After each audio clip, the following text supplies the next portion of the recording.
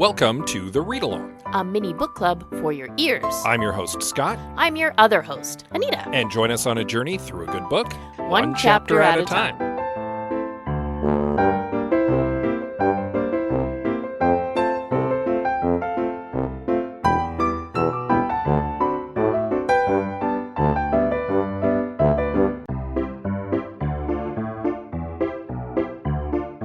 Do you like talking about movies? Do you like talking about mediocre movies? Do you like talking about how you could have fixed mediocre movies? Well, I certainly do, and you can listen to me, Scott C. Bourgeois, along with my co-hosts Greg Beaver and Liam Creswick, as we give our notes, and I have some notes. You can follow it now on your podcatcher of choice or support it by visiting patreon.com/IHaveSomeNotes. Happy holidays. At the time that this episode drops, it will be Boxing Day in Canada. Yes. So Christmas will have just happened, so I hope that you had a merry one if you celebrate. If not, I mean, no judgment. No, not at all. You do this time of year your way. Absolutely. We will have done it with family and presents. Yes, and food. Lots of food. So much food. So much food. Oh my God, so much food. This is definitely a feasting month, and I have put on a couple pounds. Christmas is a very food-heavy holiday for us. Yeah, this is why I maintain that American Thanksgiving is way too late in the year. Agreed. Canadian Thanksgiving is earlier in like the mid-fall, a month earlier, because you have your Thanksgiving in late November and then you're right into Christmas. And it's like, that's another feast. It's too much turkey altogether. You need to spread it out a little. You need to spread Hard it out. on the body. Exactly. Yeah. So hopefully if you did have turkey or ham or whatever. Fish for all I care. Yeah, hopefully it was a good one.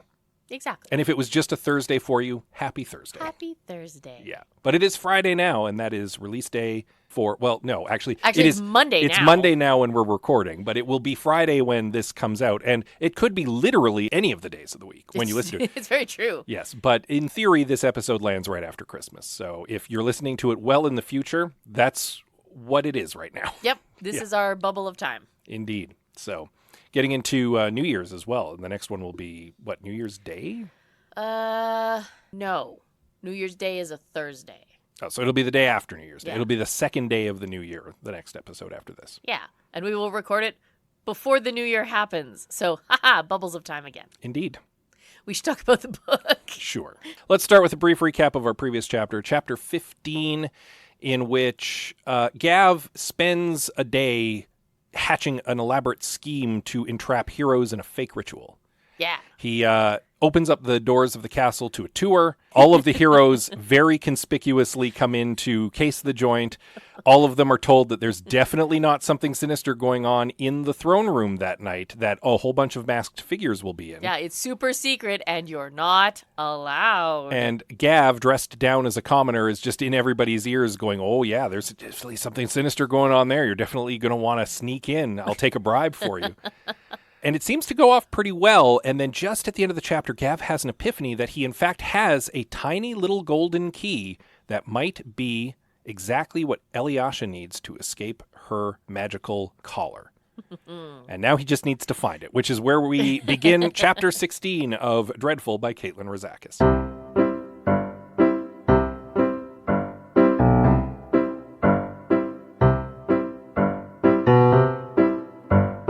So Gav is going through all of the stuff from his lab that had been moved into his room. Yeah, this whole chapter is just full of this kind of scurry madness. Right? This chapter is, if it was staged, it would be a farce. Lots of people coming in and out of doors, him scurrying to hide stuff. Like, it is very farcical. Oh, yeah, 100%. So yeah, he's madly going through his study trying to find this key, which is now encased in wax. Yes, because, he did have it on the desk in chapter 1, which is when I went and checked it. The second bad incident with the summoning of a demon resulted in a whole bunch of candle wax melting and it being encased in wax. Yeah. And now he has to find the wax to get the key out of it. and then get it to Elyasha. The problem is he keeps running into people who already have jobs. Yeah, he keeps getting Right? interrupted. So first, Sirocco bursts in, trying to get into the garlic bulb costume. Ill-fitting garlic bulb. Only for like the Three Musketeers to show up to try to rescue him because they think he's Elyasha in disguise, having been disguised as garlic. Yeah. They're quickly disabused of that, and then they're informed, no, Elyasha's in the dungeon. And they're like, we already checked out the dungeon. And he's like, no, you checked the tour dungeon. You need to check the super secret passage dungeon.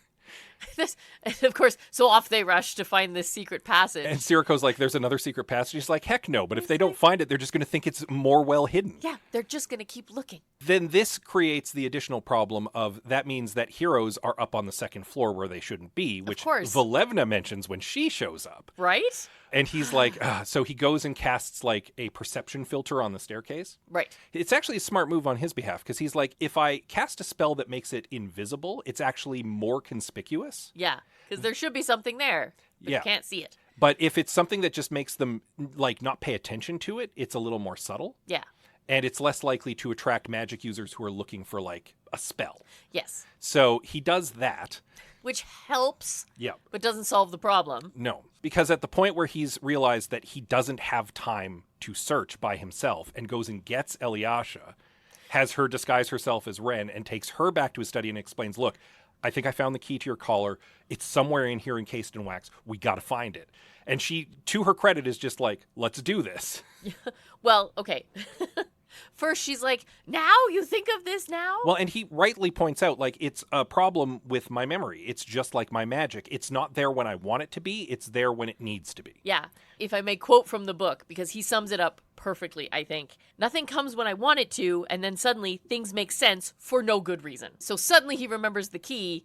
Oh no. And he knows exactly what it's the key for now. Yeah, now. At the last possible minute. Yeah. So she digs in and starts going through as well, and that's when Throg shows up to put on the garlic costume because it wasn't fitting Sirocco, only for the golden-haired bard from earlier. Yeah, Elyasha's brother. Who shoots Throg with a crossbow, and Throg pulls out the bolt and stabs him in the leg.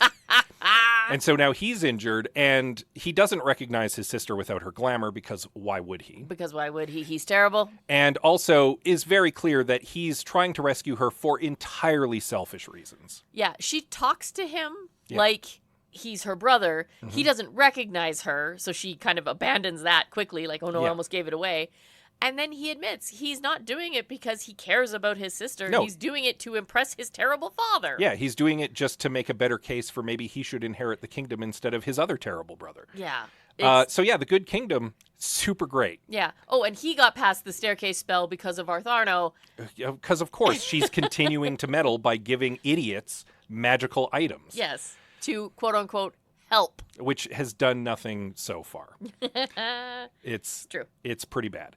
So basically, because nobody wants him dead, even though he's an idiot, Gav is like, I'm running out of time. I'm going to go down to the kitchen and see if I can melt this wax. Yeah, because he's nervous about casting magic. Because he doesn't want to attract Attention. Zarkanar's attention. Yes, exactly. And he's worried if he casts a big fire spell to melt the wax, Zarkanar will be like, somebody's using magic nearby my ritual, and he's going to snoop. Yeah.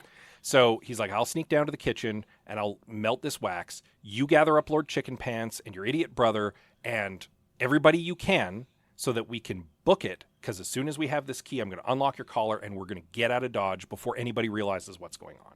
And she's like, okay, that sounds like a plan. And he's actually refreshed in that moment that he doesn't have to coerce her. He doesn't have to manipulate her. For the first time, she's just on board, trusting that this is what's going to happen. No threatening, no arguing, no explaining, Yeah. nothing. She gets it. She trusts him, which is wonderful and refreshing. And yeah, off they go.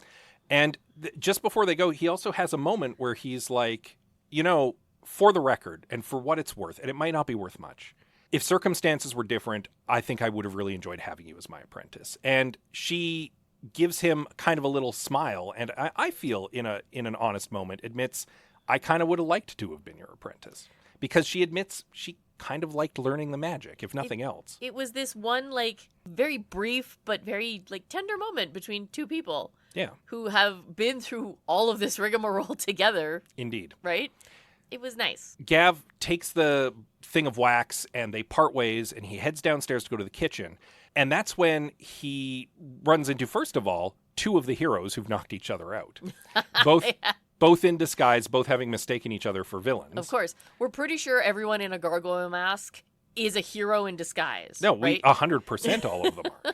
That so was they're the all whole plan. Attacking each other, thinking that they're all evil wizards. It's actually very brilliant. But that's when Zaxis and his serpentine attendant, his lady, his aide, I believe the book calls her a paramour. perhaps, turn the corner. And Gav, of course, doesn't want any of the other actual dark wizards to know that he's sneaking around. Yeah, of course. So close to the ritual, doing something suspicious. So he snatches up one of the gargoyle masks and throws it on.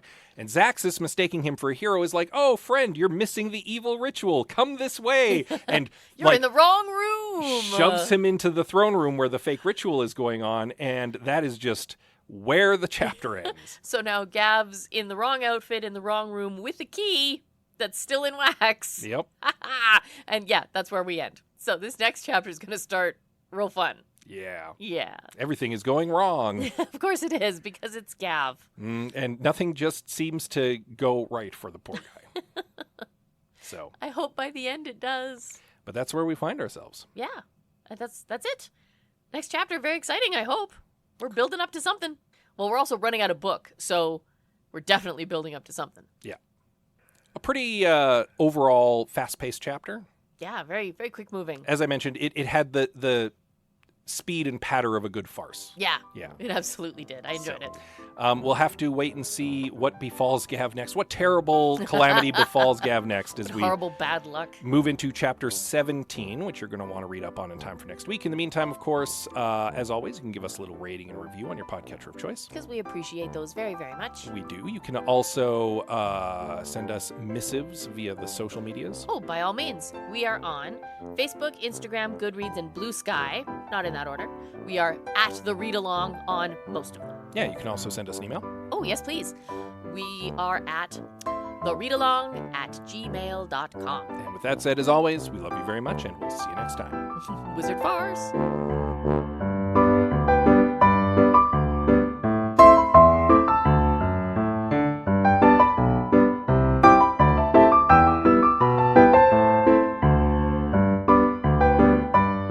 Thank you for joining us on The Read Along with your hosts, Anita and Scott Bourgeois. All Read Along music is by Kevin MacLeod at Incompetech.com.